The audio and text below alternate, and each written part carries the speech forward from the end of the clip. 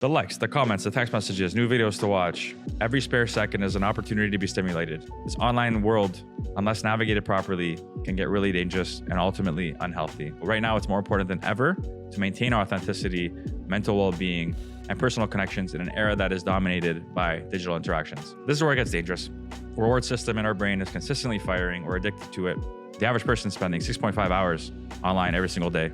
You are activating the brain's reward center, which is releasing the feel-good chemical called dopamine. And you can lose relationships over this. You can lose your business over this. Treat it like a drug addiction. It could be a very slippery slope. If you don't have that ultimate purpose, you're just going to get lost in this world of just being a robot, essentially. You literally become like a lifeless human. Just identifying what your purpose is will give you the ability and willingness to focus on what you need to do every day to fulfill this purpose. This in itself will give you a strong hit of dopamine. I'm going to get into something that is very relatable, I would say, in the day and age we live in with the whole online world and navigating this online world and the side effects that come with this online world, such as anxiety, depression, and all these things, because you can get really lost in the sauce if you don't know how to navigate the digital world and online era and social media properly. So it's very important to understand this and to have some sort of a outline of how to properly regain your power back, because it's so easy just to get lost in scrolling and like this wormhole and this before you know it, 5 hours is gone. What did you do? It absolutely obliterates your productivity. So the average person spending 6.5 hours online every single day, and I feel like that's just going to get greater and greater. And what it does is, by going on social media or YouTube or TikTok, you are activating the brain's reward center, which is releasing the feel-good chemical called dopamine. And dopamine is linked to pleasurable activities such as sex, food, social interaction. The platforms are designed to be addictive, right? And this isn't good, because this can lead to and is associated with anxiety, depression, maybe even physical ailments, right? So right now, it's more important than ever to maintain authenticity, mental well-being, and personal connections in an era that is dominated by digital interactions. So I want to outline dopamine first. Dopamine is that feel-good chemical you get after pleasant experiences, including eating amazing food, having sex, winning a game, earning money.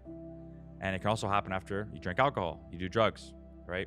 In addiction, you continue to drink, use drugs to get that feeling again. Same with social media, where you have to just see what's going on Instagram, check your DMs, check your likes, check your comments. It's an addiction. Looking at your phone. Notifications are designed to trigger that addiction. Like, oh, my phone vibrated, I have to see what it is, right? So it's a part of that brain's reward system. That's what dopamine is. And it's very important to understand the dopamine, because if you go back to our primitive days, dopamine was designed for humans to be our reward system when it came to the ultimate goal of a human, which was reproduction. And that's sex, or going out and getting food and then eating what you just harvested releases dopamine, reward system. Now we get it every single second of the day. It's actually insane, and it's not healthy. So this is where it gets dangerous. We're in 2024 now. The woolly mammoth is expected to be cloned and brought back to this earth by 2028. Neuralink was implanted in the first human brain, and information is more accessible than ever, faster than ever. So we're in this world where our reward system in our brain is consistently firing. We're addicted to it, and it's just not healthy. So the likes, the comments, the text messages, new videos to watch. Every spare second is an opportunity to be stimulated. Entering the TikTok rabbit hole, scrolling Instagram, swiping through Tinder, could be online gambling, porn, shopping. This online world, unless navigated properly, can get really dangerous and ultimately unhealthy. So today, what I'm going to do is I'm going to help you uncover something way more powerful than all these triggers, all these things online. Something that will actually release so much dopamine naturally in your brain consistently. And that one thing is called purpose.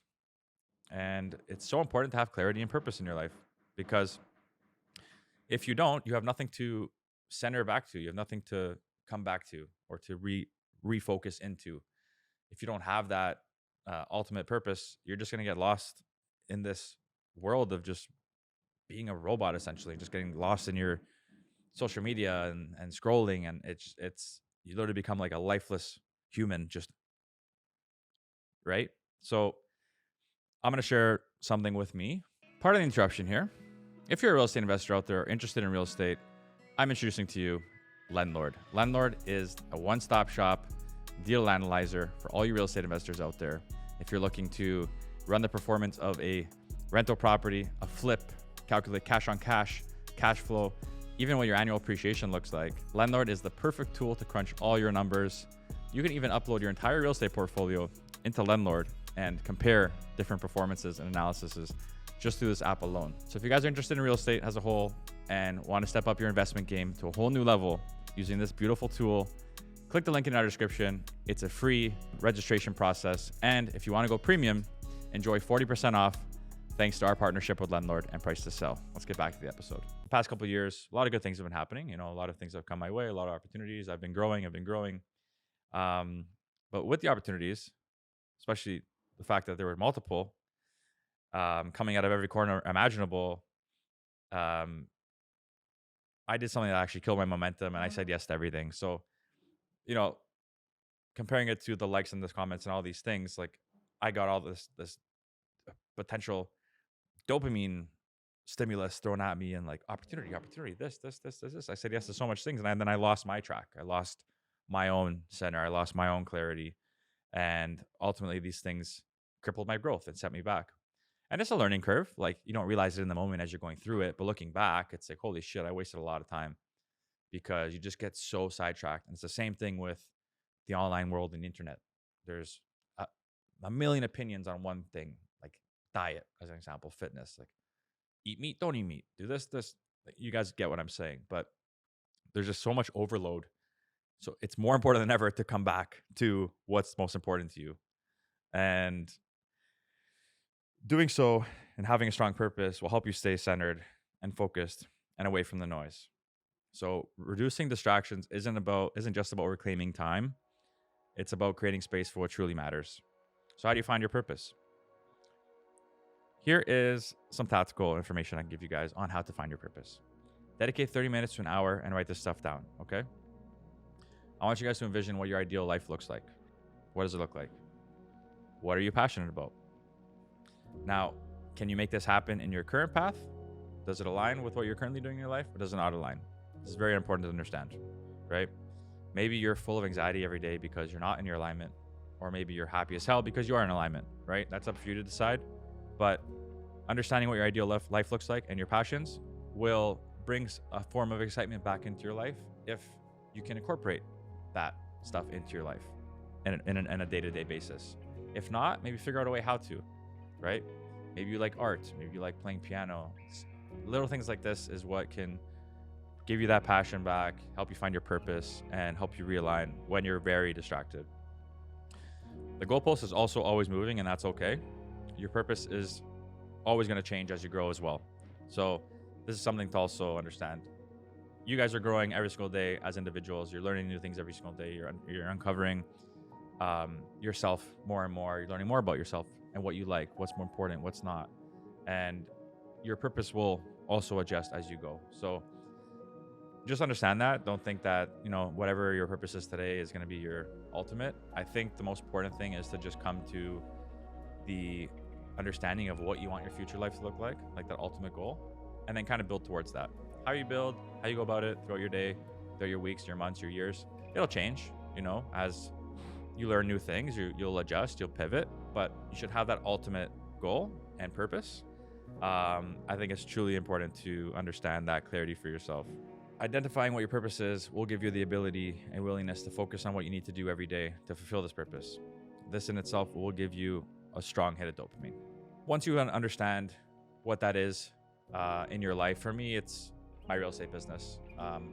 Very passionate about building that out right now, about creating this machine and, getting, hitting next levels. And it's exciting. And I enjoy taking the time out of my day and putting my phone away and building it, right? Because that's my purpose. And ultimately, what that'll do for me and my family in the future and my friends and the closest people around me It's a lot of amazing things.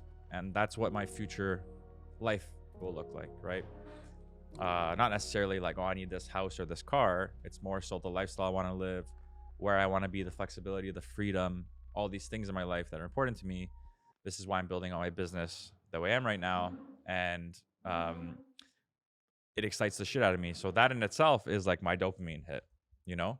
Um, yeah, I'm big on social media. I'm always posting, and that's part of my business, but I try not to get too carried away in the likes and the comments and what's working, what's not. I used to be like that, and it's very unhealthy, but I've recently just stopped caring. And I know that that's part of my business is the posting of social media. So it still aligns with my purpose. So I do it, and it helps the overall entity that I'm trying to build um, to help me get to this future life. So when I do get sidetracked and I end up in a TikTok rabbit hole on about aliens for 3 hours, I know to just be like, oh shit, I'm in it. I'm in this whole dopamine hit right now. Let me put my phone away. Let me detox from this and go back to building out what's important to me. And that is the business. So I'm going to share with you guys some powerful practices that you can do on a day to day to slowly start easing away from this little machine here and regaining your power back. So, first thing you need to do is have an incredible relationship with yourself. This is huge. If you're feeling overworked and burnt out, go for a walk with yourself, spend some time with yourself, sit with yourself. Having that relationship with yourself is incredibly important. Leave your phone inside, soak in the sun, stare at the water, stare at the birds, just bring in those happy feelings, encourage that in your life without needing this to bring any form of happiness. Make sure your environment is conducive to productivity to create your space. For me, I have an amazing home office. I have plants in there. I have photos. I have like cool lights, and I'll light a candle here and there. Like that space helps me. It brings excitement in itself. If your environment isn't working for you, change it, repaint, do something. You want that all will help you, and again, bring more excitement into doing what you want to do. If you have zero excitement around you and nothing is exciting you to want to build what you want to build, then think about that for a second. You know, make some changes because that's likely what you need. Another cool way to dial in on what you need to and what's important for you without having to go online and get hits from social media. Wake up extra early. So nothing distracts me more than my actual business in its operation on a day to day. But I have no choice. I need to work on my business. I need to work in my business. That's what I do to make money. So, um, but what I can do is get up extra early before all of that noise starts. Because yeah, I'm gonna be on phone calls all day. Yeah, this is gonna happen. I gotta put out fires. I gotta do this. I gotta do this. Gotta do this. But what if I wake up an extra 2 hours in the morning to allow myself to work on my actual business, the stuff I don't have time to do during the day, whether that's building out systems, whether that's building out ideas, looking to hire, strategies. All of this stuff can be done in the morning, and I found that's been helping me a lot lately. I've been way more productive by waking up, let's say 5 a.m. and working from 5:30 to 7:30 before I go to the gym. No distractions, get a lot of shit done, and that stuff compounds over time, right? And it feels so good. You actually feel so good about yourself, especially if it aligns with your purpose. Prime example, Alex Hermosi. I talk about him all the time. I watch him literally every night. It's part of my routine now. His passion, although he's built $100 million businesses and net worth, his passion is writing and mastering that, right? So he wakes up early and writes for 4 to 6 hours every day before anything. He's already done 2 books and he's on his third. And that helps him get into his flow. That's his passion. That's what he likes to do. Then he gets into his meetings and all that as day to day. But that time of writing, that 4 to 6 hours of writing, is super sacred for him. And it's not like he's just writing a poem to his wife. He's writing books on his already existing passions to then sell to his target market. And that aligns with his future life of, I'm going to imagine he wants to be in making the billions of dollars. He can eventually get there, especially at the rate that guy's going. That's a really good example. I love using him as an example. Dan Coe. I just started listening to this guy recently. He has a podcast called The Co-Cast, and he's the author of The Art of Focus. And he only works 4 hours a day. He wakes up extremely early, and his work days are only 4 hours. And what he's able to get done in these 4 hours is a completely time blocked time and hours is substantial because he's shutting out the noise. He's not checking his Instagram, not scrolling. Like, he might do that during the day or whatever, but like those 4 hours are sacred to him because he's time blocking. And he's able to get all of his stuff done in that 4 hours and then just enjoy the rest of his day. Throughout his day, he goes for multiple walks without a phone, without any technology. On those walks, he's able to encourage creativity, bring in ideas that he can keep applying to his vision and his goals. And if you're consistently in the mix with the online world and social media and all these things, it's hard to do that. You know, if I share from a personal perspective, and I've only been doing this recently because I ain't no saint. I'm still very much addicted to this thing, especially because a lot of my business lives on here. So I'm trying to be very aware of this and apply a lot of these strategies, and I have been. And I could tell you that going for walks, especially even if it's cold, whatever, leaving your phone at home, going for walks, and just like being in your own thoughts with everything, like interesting things start to come in, you know, because you're creating that space for yourself. You're not creating space when you're a robot and glued to your phone, just scrolling and reading all the shit that's going on in the world. Like, that's not going to do anything for you. If anything, that's going to do worse things for you. But just taking that time and just going for a walk, and just staring at random things, looking at everything that's around you, you'd be surprised at the insights you get that align with that goal of yours. So I would definitely encourage all of you to do that. And do that because, guys, this shit can be really bad. And you can lose relationships over this. You can lose your business over this. You can get into treat it like a drug addiction. You know, it could be a very slippery slope. So the faster you can get ahead of this stuff, the better. And I hope I sum this up pretty nicely for you guys. I do want to leave it off with one last piece of advice that's been relevant for me is meet yourself at your current skill level. So another side effect of consistently looking at people online and these success stories and all this, you might get ahead of yourself in like, shit, I'm 30 years old and this guy's got $10 million and he's earning $100 million a month. Why aren't I there? Right? And you might start to create something that's just not at your skill level. So think of a chart, and there's a line that moves through that chart on an angle. That's your baseline. That's where you are. That's your skill level, and that's your flow. Anything above that, if you're trying to reach for it, you're just going to be anxious because you can't. You're not at that skill level. Anything below that, you're going to be bored because now you're below your skill level and you could do more. So the sweet spot is staying in that skill level. Once you understand what that is, just hone in on that. Don't try and do too much. You just might not be there yet, and it's okay. Don't look at other people online and see where they're at and get anxious because you want to be there. Just really hone in on your craft and where you are at in your skill level and meet yourself there. And whatever that is, double down on it, because eventually that skill level will improve. And then, you know what, if you're really good at it and you laser in and you focus, you'll eventually get to where those people are. Just by default, it's going to happen. So that's pretty much it, guys. That's my this is my little solo tangent for the week. I think it's very relatable, and I hope you guys can resonate with it.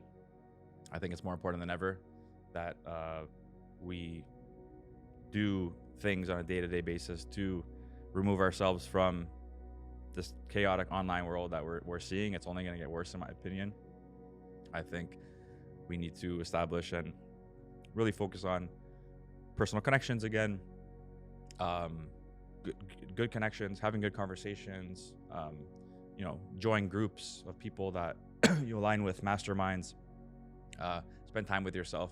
All of these things are very important more than ever right now because it's very easy to get lost in the online world. So hope you guys enjoyed. If you have any questions or comments on this and you want to have a chat about it, I'm always down. Shoot me a DM. Let me know your thoughts on this episode. And if this helped you, if it helped you, it might help someone else. So please send this to your friends and family. Share these. Don't forget to like, subscribe. Forgot to mention that in the beginning. That's most important. Keeps us afloat over here. And send me some suggestions, guys, if you want any topics you want me to cover. I'm all ears.